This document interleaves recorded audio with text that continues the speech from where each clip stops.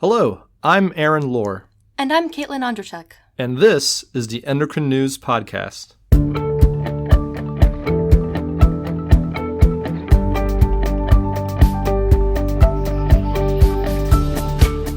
Thank you for downloading this podcast, a free service of the Endocrine Society.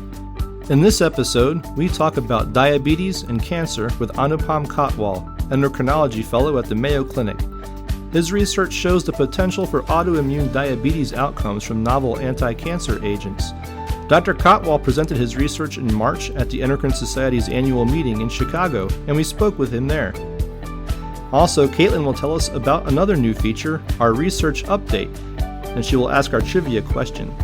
Stay tuned. Let's start with our research updates. In this episode, we learn about new research investigating a link between immune checkpoint regulators and the development of autoimmune diabetes. If you're interested in learning more about recent diabetes research published in Endocrine Society journals, check out our diabetes thematic issue. You can find a link by going to endocrine.org/podcast and looking for this episode. In this curated collection, we include clinical articles focusing on medical strategies targeting remission of type 2 diabetes and the effects of different diets in pre-diabetic patients. We also have a retrospective study of the importance of dietary fat and protein in the management of type 1 diabetes, a proposed mechanistic explanation for how menopausal hormone therapy affects women with type 2 diabetes, and more. Basic science articles include a molecular analysis of adiponectin and its receptors in diabetic kidney disease, a study about the effects of in utero exposure to high-fat diets on the development of metabolic disease and diabetes, and many more. For our trivia question today, let's broaden our perspective. What do you think the global prevalence is of diabetes? I'll have the answer for you after our interview. And now, our interview with Anupam Kotwal, a clinical educator and researcher and a fellow at the Mayo Clinic in Rochester, Minnesota. Dr. Kotwal and his colleagues presented their research on diabetes and anti-cancer agents at the Endocrine Society's annual meeting in Chicago, and we spoke with him there. Thank you for joining us today. Thank you for having me. And your endo presentation is titled Immune Checkpoint Inhibitors, an Emerging Cause of Autoimmune Diabetes Mellitus. This is an important issue. Your work is examining novel anti-cancer agents and exploring their potential endocrine immune-related adverse effects. But first, can you tell us a little bit about these specific anti-cancer agents that you looked at? Yeah, so we looked at immune checkpoint inhibitors, which block immune checkpoints, namely CTLA4 or PD1. So we looked at three of them. One of them is a CTLA4 inhibitor called ipilimumab. The two PD1 inhibitors are nivolumab or pembrolizumab. Following that, there have been new drugs which block the PD-L1, which is the ligand for PD1, avelumab and atezolizumab, but we did not look at those agents as they're much newer. And basically what we did is looked over 5 years of any patient at Mayo Clinic, Rochester, who received these drugs and looked for endocrine side effects, thyroid, pituitary, but for this abstract, we focused on diabetes. Can you tell us a little bit more about the specific effects that you were concerned about and that you looked at specifically with your team? Sure. So as we know from reading from trials, diabetes has been reported about less than 1% in different clinical trials. The most it was reported was about 1.5% in a combination therapy trial. So what we did was we looked for the onset of new insulin-requiring diabetes. And there are set criteria for that, like a presentation with diabetic ketoacidosis or starting multiple daily injections of insulin. But at the same time, we also looked at patients who had type 2 diabetes from before and were either on oral therapy or once-a-day insulin. And we categorized them as having significant worsening based on certain parameters, like increase in A1C by more than 10%, if they developed a diabetic emergency, or if they had significant increase in sugars with ketones either in the blood or the urine. And so we have these two groups. One, new onset insulin requiring, which we think is predominantly autoimmune or this new type of type 1 diabetes from the checkpoint inhibitor. And the other group is the one with significant worsening of type 2 diabetes. Now, the second group is not very well characterized because clinically Some of them are felt that this could just be steroid-induced diabetes, or some are felt this is just the progression of their type 2 diabetes. But we think that the temporal association between receiving the checkpoint inhibitor and then having an unexplained worsening of their diabetes leads us to think that it's most likely the immune checkpoint inhibitor that caused that. And then we went ahead and characterized the clinical course. So 4 out of the 6 patients with new onset type 1 diabetes had antibodies, the type 1 diabetes antibodies checked, and they were positive in all of them. The median age for this group, both new onset as well as significant worsening type 2, is older, so 50 to 60 years of age. Kind of makes sense with those who are receiving immune therapies for advanced cancers. There was different types of cancer. Most common was treatment for melanoma, which makes sense for these agents. And so we have one specific aim was to see what is the frequency of these. Is it different from that reported in trials? And is it different from what we see in the population? So autoimmune type 1 diabetes in general population can be 0.5 to 1% depending on different groups, but at least in the US, it is less than 1%. So in the pembrolizumab, which is a PD-1 inhibitor, we had 490 patients. Out of those, 1% developed new diabetes, insulin requiring with positive antibodies. 4 of them presented with the emergency of ketoacidosis. And all of them had low C-peptide, which is a marker of insulin production, so goes with this insulin deficient diabetes. Another 1% had significant unexplained worsening of their type 2 diabetes, so we attribute that to the checkpoint inhibitor. So higher than what would be seen in the general population. Nivolumab, another PD-1 inhibitor, 0.3% had new onset diabetes, so only one case, and 0.9% had a significant worsening of type 2 diabetes. The third group was the checkpoint inhibitor called ipilimumab, which is a CTLA-4 inhibitor. It's not used as frequently as the PD-1 inhibitors. None of those patients had new onset of diabetes. 7 patients had significant worsening, but we're still characterizing if we can really attribute that to the checkpoint because a lot of them were also on steroids.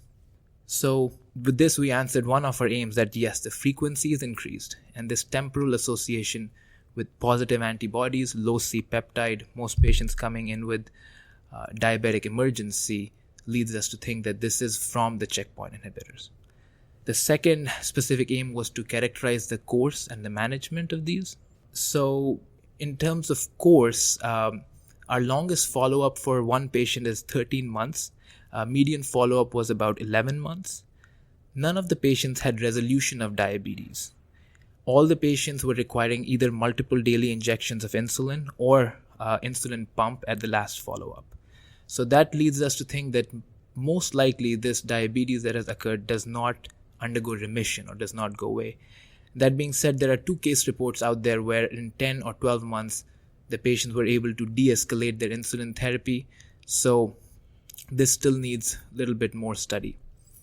The second issue was seeing what the antibodies and C-peptide levels were correlating with, if they were correlating with the course. So there was one patient who had 3 antibodies positive, and that patient developed new onset diabetes within 3 weeks of receiving 1 dose of the checkpoint inhibitor. Otherwise, the median time to onset was 4 to 6 weeks, depending on whether this was new onset diabetes or significant worsening of diabetes. So that leads us to think that maybe with individuals who are more prone to autoimmunity, seen by that person who had more antibodies positive, probably have a faster course of onset. The other patient who had the most significant or most severe presentation with severe DKA and the highest level of blood ketone, that is the highest level of beta-hydroxybutyrate, also was antibody positive. And this patient developed diabetes approximately after 2 months of therapy. So leads us to think that usually happens within 6 weeks to 12 weeks, as early as 2 to 3 weeks. However, one patient in our series developed diabetes after 1 year of continuous therapy. So that kind of makes us to think that these patients do need continued surveillance to make sure that they do not develop diabetes later on. So is it the patient who might already be at risk for diabetes who you see as most prone to then have this effect, or is it not related? So that's a good question. So as far as type 1 or the autoimmune diabetes, we know there are certain factors. There's genetics, family history of type 1 diabetes or other autoimmune conditions, low body mass index or thin individuals. But the most strong predictor is genetics, and from that most strongest is the HLA phenotype. Unfortunately, we don't have that information. Clinically, we don't check that even for patients with new onset of diabetes. Only 2 patients out of our 6 that had new onset of diabetes had a positive family history of type 1 diabetes. That being said, this data is taken from medical records, and family history characterization just from medical records is classically known not to be the best. So maybe there is more information there. The presence of autoantibodies does suggest that these individuals are prone to autoimmunity. The other thing is the BMI or the lean body mass. Only 3 patients out of our new onset diabetes had a BMI of 25 or less. The patient with actually the most severe presentation with diabetic ketoacidosis as well as hyperglycemic hyperosmolar state had a BMI of 38. So either we have small numbers, that makes this a little bit difficult to answer. So at least based on our data and some case series published there, the body mass index or the family history doesn't really seem to predict this. I'm sure it plays a role. It does play a role in autoimmunity, but probably because of small numbers or because the other things, the dose of the checkpoint inhibitor, how frequently they're getting the checkpoint inhibitor, if they're really prone to develop insulin deficiency, maybe those factors are more important. Do you have a hypothesis about the mechanism responsible for the checkpoint inhibitors causing the onset of type 1 diabetes or the development of type 2 diabetes? Yeah, so the immune checkpoint inhibitors, what they do is they block the immune checkpoints. So immune checkpoints are supposed to downregulate T cell signaling. Thereby, the tumor can escape from, T cell regulation. So when the patient is given blockers to the immune checkpoints, this inhibits the downregulation of T cell signaling. That's why the T cells can then effectively act against the tumor. So it works for the cancer. But at the same time, this leads to breach of tolerance to self-antigens. So this T cell mediated autoimmunity. Now we know from autoimmune type 1 diabetes that it is predominantly mediated from T cell mediated destruction of beta cells, which are the insulin producing cells. So we think the mechanism is actually similar to what occurs in what we know of classic autoimmune type 1 diabetes. And that goes along with the fact that we are finding these people with positive antibodies. Some of them have a history of personal or family history of autoimmunity. Most of the patients in our group had another immune-related adverse effect. So they had other immune side effects from the checkpoint inhibitors, and the most common in our group was the thyroid dysfunction from the immune checkpoint inhibitor. So all of this goes towards saying that the likely underlying mechanism is a T cell mediated destruction of the beta cells that would lead to decreased insulin production. Now, that being said, there needs to be a little bit more investigation in terms of the exact etiology. Now, we cannot get samples or biopsy from pancreas for this. It's an invasive procedure. So to really know what is going on at the pancreas requires biomarkers or surrogate markers. So what the C-peptide, which is a marker for insulin secretion, what it does initially, what it does during follow-up. We're now developing this test to see how the C-peptide performs with a mixed meal stimulation test. So does it go over a certain level? And if yes, maybe those people will not develop significant insulin deficiency. If it doesn't, maybe those are who will likely develop significant insulin deficiency. So this is more in a research aspect that we're trying to do. We're also trying to understand the body composition. So as we know, BMI is one indicator of, the body composition, but at the same time, using a DEXA machine to see what the body composition is, visceral fat, subcutaneous fat, maybe that will guide us to see who is more likely to develop insulin deficiency. So these tests are done for patients who develop transplant-related diabetes or diabetes from those therapies. So we're trying to use this as a research tool to further characterize one risk factor for development of the immune checkpoint inhibitor-induced diabetes, but more importantly, to characterize who will have more severe diabetes, who is more likely to have multiple episodes of diabetic ketoacidosis, and maybe to figure out are there any patients who might have remission of the diabetes at some point. So I'm just going to put myself in the shoes of a primary care provider or possibly a patient, and either I'm a patient who might be on these PD-1s, or maybe I'm treating a patient who is. It doesn't seem like it's very easy to predict who might have these sort of effects at this point. Like you said, maybe more research is needed. But is there anything that I should be watching out for? Correct. So as we know from thyroid side effects, after the thyroid side effects became common, now primary care physicians working, or if their patients are on these agents, they know that thyroid function tests should be done 4 weeks, every 6 weeks, or right before every cycle of these agents, which is usually in 6 to 8 week time period. So we think that glucose, fasting blood glucose, should be checked at those times as well, and also before starting these agents. Hemoglobin A1C or HbA1c, which we know is checked in patients with diabetes, should be done every 3 months, but at the same time, fructosamine, which is glycated albumin, which gives an idea of how the blood sugar is doing in a shorter time period of about 3 to 4 weeks, will also be helpful instead of waiting for that 3-month time to wait for the hemoglobin A1c to go up above a certain level. So those things can be done clinically. At the same time, we think that these patients should have antibodies tested before starting the immune checkpoint inhibitor. So right now, most tertiary care centers are checking thyroid antibodies before starting these agents, or when the patient develops thyroid side effect, to see and predict how the thyroid dysfunction will do.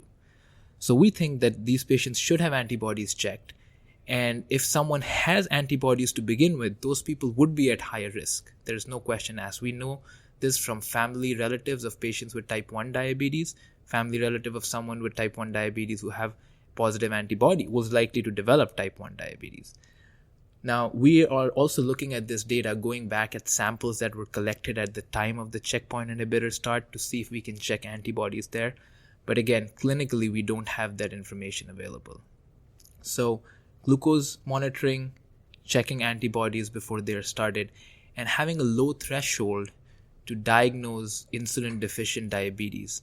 I just saw a patient who was on these agents, was also on steroids, had some increase in blood sugars, not the typical type 1 diabetes like presentation, did not come into the hospital, but the patient was on oral agent metformin, then started on once a day insulin within 1 month, and was having quite a bit of high sugars before meals. So if the progression is this fast, type 2 diabetes usually doesn't progress this fast in a few 1 to 2 months, it takes a while. So if the progression is occurring too quickly, the primary care physician should think of these things, check a fasting glucose with a C-peptide if the C-peptide is low, check antibodies. If they're positive, yes. Doesn't matter if the patient doesn't fit the typical profile of someone with type 1 diabetes. These patients are older. As we've seen, they're not very lean like the type 1 diabetes patients, and they might not have a typical family history or a personal history. So I would say just being more cautious of and knowing about this condition is very important. The cancer therapy will be managed by the oncologist. These drugs are very helpful for the cancer. So we don't think from an endocrine standpoint that patients should stop these agents. The package inserts for these drugs do say that someone for grade 5 hyperglycemia, so DKA or sugars that lead them in the hospital, these drugs should be stopped permanently. Again, that decision needs to be made in conjunction with the oncologist and seeing if the tumor is responding, and if it is, then by all means these drugs should be continued. I do think that in the short time, so if a patient comes in the ICU or is admitted with the diabetic emergency, of course they shouldn't receive that cycle of the immune checkpoint inhibitor at that time, but once they're stabilized, any further decision for these drugs should depend on how the cancer is doing. So many cancer patients are taking combined therapies. Do you have any data, or can you speculate on what the effects of a combination therapy might be for these diabetic patients? So I guess one combination is chemotherapy along with the immune checkpoint inhibitor. And from my understanding, most chemotherapies, unless some of them are immunosuppressants used for transplant, but most chemotherapies by themselves do not cause diabetes. Steroids given with the chemotherapies can cause type 2 diabetes after steroid-induced diabetes, but do not cause the beta cell destruction that would cause insulin deficiency. The other aspect is combination of these checkpoint inhibitors. So right now, ipilimumab is given with a PD-1 inhibitor as a combination, and there are also combinations of PD-1 and PD-L1 or CTLA-4 and PD-L1 inhibitors. At least the one trial that was out there did show higher likelihood of other immune side effects, including pituitary, thyroid, and non-endocrine side effects. Diabetes was slightly more, still less than 1.5%, but it makes sense that if there are more than one insult, into the autoimmune system, or, well, in this case, more than one reason to activate the immune system, then there is a higher likelihood of developing these side effects. From a monitoring or a guideline application standpoint, I would say that the way the thyroid testing has been incorporated it's now actually incorporated in the National Cancer Center, the NCCN guidelines. So the way that has been incorporated, the blood sugar is also there, but at the same time, I would say checking antibodies and monitoring of the blood glucose should be part of it. I don't think it would be different monitoring whether the patient is on combination or just one drug. Is there anything else you'd like to share with our listeners? Sure. So I would like to thank my mentor and principal investigator of this study, Dr. Yogesh Kudva, who is a consultant in Division of Endocrinology at Mayo Clinic. And I would also like to, of course, thank our patients from whom we are able to get this clinical information. And that's the reason that we are doing this research, to improve patient care and also help the patient's primary care physician in making these decisions and management decisions. And we want to thank you so much for sharing your work with us and our listeners. Thank you. Thank you. Our trivia question at the beginning of the episode was, what do you think the global prevalence is of diabetes? The answer? According to the World Health Organization's findings from 2016, 422 million adults have diabetes. It's important to understand the risk factors for diabetes. Genetics, age, and family history can increase the likelihood of becoming diabetic and cannot be changed. But some behaviors that increase risk can be alleviated by following a healthy diet and being physically active. And that's all for now. Thank you for listening to the Endocrine News Podcast.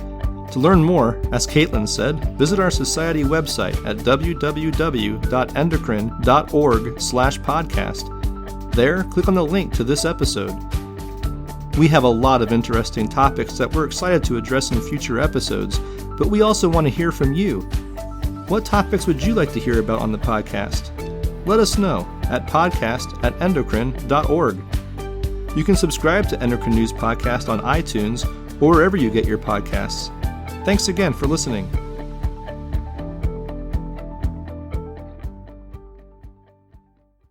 Endocrine News Podcasts are a free service of the Endocrine Society. To learn more or to become a member, visit the Society's website at www.endocrine.org.